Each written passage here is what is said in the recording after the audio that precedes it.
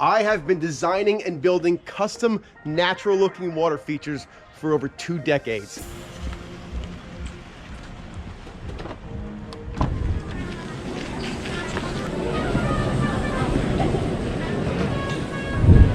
And in that time, I've had the opportunity to work on some truly unique projects across the world.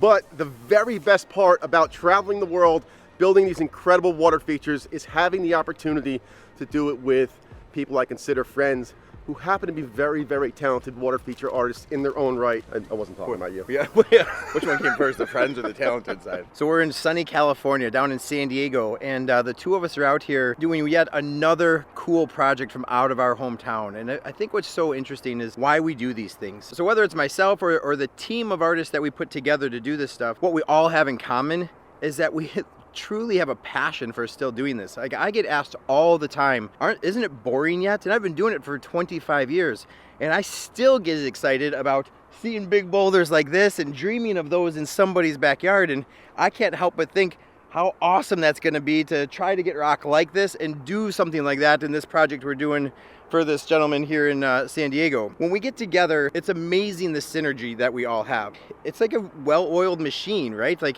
we show up on a project. First, we have a great time, right? We're all friends first, but we're friends with an enormous amount of talent. And what's great is we're all from different parts of the country. So whether we're gonna go do a project in Colombia or Disney or the extreme build at Aquascape over there, that big massive pond, we have fun doing it. It shows that we have fun because the project looks amazing, and we're good, right? Like, I hate to say it, but you know, pretty good at this stuff, and so is the crew that comes out and does these. And that does bring us to why we are here today in San Diego, California. We're going to walk you through what a consultation looks like on one of these unique larger projects. Let's get it going.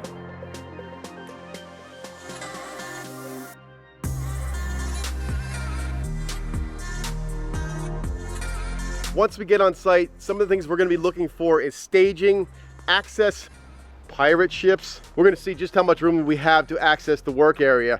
If it's a backyard, is there a gate? How much room is there in between obstructions? Like, say there's gas lines, we've got air conditioning units, anything that might be an obstacle. We want to know what it's going to take to get to the work site. This is all important information, but before we even get this far, usually we're going to want to see pictures of the work site. Before we actually go through the expense of flying out to a location, we want to get as much information as possible. The more pictures, measurements, and overall site plan we can get before we make the step to go to an on-site is going to be important. One of the most important parts that we have to get sorted out is rock. The type of rock we're using dictates what the final outcome is going to be of the project. So I sure wouldn't have guessed it to be this easy, but we walked up and both of us are like, done. These are awesome. Like, these are beautiful granite boulders. I love all the textures, the angles. You still have some round stuff. Some of these are going to be really nice for like going way down into the water, then coming back and holding back that hillside at the same time. I get excited, like I really get excited seeing these. I would love, love, love to build water features back home out of these types of rocks, but we just can't get them. The other thing I love about these are the indigenous rocks to the area. So it's just going to make it look that much more natural. The fact that they have the variety of size from 48-inch boulders down to 12-inch boulders, it's going to be perfect. It doesn't always work this way where we've got the perfect rock so close, and being indigenous, that's a plus. It's not something that's getting trucked in from far away, because that will impact the cost greatly of the entire project. Also, if we're getting rock from a source that's too far away, if we need a couple extra more to finish the project, it becomes difficult. So usually you end up over ordering, increasing the project even more. So we got lucky here. We found some stuff that's really beautiful rock. Once we found our rocks, now we have to locate something that's going to pick them up. Depending on where we are in the world, machines may or may not be easy to come by. Fortunately, here in San Diego, there's lots of rental places and we've got lots of selections. We can pick the machine that's going to best suit our needs for lifting capacity, as well as fitting into the backyard. So this is why we do the site visit. It's so important to actually put a pair of eyes on the actual site. Pictures are fantastic and get us rolling in the right direction, but when we come out here, we're often inspired by all kinds of other things. When I saw the photo of the house, the windows, I kind of took some guess measurements. Well, my measurements were off by a few feet, and a few feet in a yard like this means a lot. It means extra living space off of a patio. It might mean an extra waterfall someplace else. And that's actually what happened. We came back here and we started looking at things and we get inspired differently. So our entire plan changed. We did a preliminary drawing that got the ball rolling, but now we're gonna change some patio stuff. Originally, I had a sunken patio over there. That's gonna go away. We're gonna do a bigger patio right off of the house here. So when you come out, there's a big living space. We're gonna change a stream that I had over in the back. When we really got to see this slope, which again, pictures don't show the severity of the slope, we had to change a lot of the design around there. So it's really, really important for us to get out here and get a pair of eyes on it. Now we can go back to the drawing board, put down some sketches and get an idea of what the final thing is gonna be, sit down with the homeowner and hopefully get the blessings, and then we can put a budget around the whole project. We had a concrete pond that was built several years ago, 10, 15 years ago, and it was just really time to remodel. And so I started looking on YouTube to try and get some ideas, and I came across some aquascape contractor videos, Jack's videos, your videos, and once I started looking more and more, I decided that speaks to me. That is the design that I want, that's the style that I want, and there really wasn't going to be anybody else I felt that was going to deliver it, so I gave you guys a call. So this is something that's been a dream of yours since early childhood. Yeah, my brother and I built ponds when we were kids, similar to you guys, right? I think that's pond people, right? That's what you do as a kid, and everything just grows. And as you get to be an adult, you can afford to do a little more. Sure. Right. So when we bought this house back in 2002, that was one of those things like, well, we're gonna have a waterfall and a pond because I can do a waterfall and a pond. It's just unfortunate that we went with the pool route.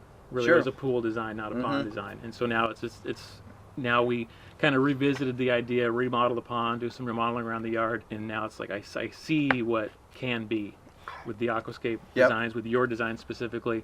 And I thought, well, and I showed them to my wife, and she's like, yeah, that's it, that's what we're doing. Well, so speaking of your wife, now this is a rare thing. Usually, with my experience, one side wants it, the other side doesn't as much. In your case, she wants it just as much, if not even a little bit more. In fact, you said originally you were just thinking of doing a pondless waterfall. Right, just going to do a pondless waterfall, and I was showing her some videos of some ideas of Jack's work, of your work, and she said, no, I want a koi pond. I want a pond, a body of water I can sit next to and see and feed the fish. And so you said you even looked at lakefront property at a place not too far from here. Right, she was all in. The estate's up in Alpine. Very expensive house, and even if this is a pretty costly project, it's considerably less than that house. And so rather than us going to the water, we're bringing the water to us. Tell me a little bit, how did you like the process of sending pictures and going over budgets and some of that stuff over the phone before we came out? In the modern world, like I work from home, right? My home office is actually in New Jersey. So for me to reach out to somebody in Chicago over the phone or over the internet is not a big deal. It's no different than if I was talking to somebody that was just a couple miles away. It wasn't a problem for me. Time zone's obviously a difference. But it doesn't matter. It still worked out just the same as if you were here. You coming on site, as you said, makes a huge difference to see it in person versus the pictures. But at least you had an idea of what things would look like when I sent you those pictures. Like I was telling Jack earlier before, so the most important part of us coming to do the site visit is because we know after seeing a design, we're going to come out here and change it. And during the build process, it might change a little bit more. But at least we know the footprint of the pond now. We know where waterfalls are going to start.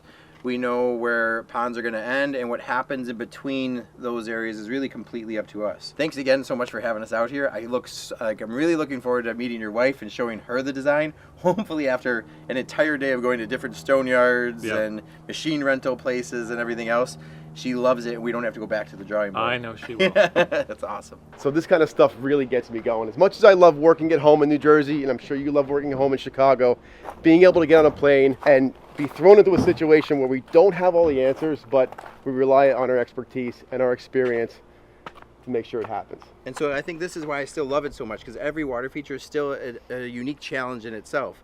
And the challenge we see in Chicago or Jersey or San Diego is really like all unique to themselves. This project is going to be a one-of-a-kind custom creation, just like everything else we've ever built.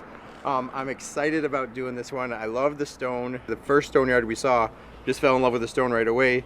So the stone's going to work out, the gravel's going to work out. Working with the landscaper and the other operator guy that's going to come and dig the hole, I think everything logistically is going to work out. I don't know about getting 50 to 75 tons of stone delivered right here on this driveway yet, but these are logistical things that we can go through. The part I'm looking forward to most is assembling our team. Yes. That's what's going to make a project like this, I think, is making sure that we bring in the right people that we've worked on several projects with before, and we know we could turn out with them. Well, when we come to a project and it's not in our hometown, you don't want to be teaching, right? No, everybody should there's work no time for it, seamlessly yeah. together. Like, we're out here and it's got to be efficient. We don't have the luxury of saying, oh, we've got tomorrow or the next day, because we don't. We need to get back home. We got flights to catch. We got to get to another project back home where we're leaving our business to come do this stuff. So efficiency is important, as well as the artistry, because the artistry ultimately is the reason that we're out here. Yep. Anytime we get to travel for a project, it's because of what we've done before.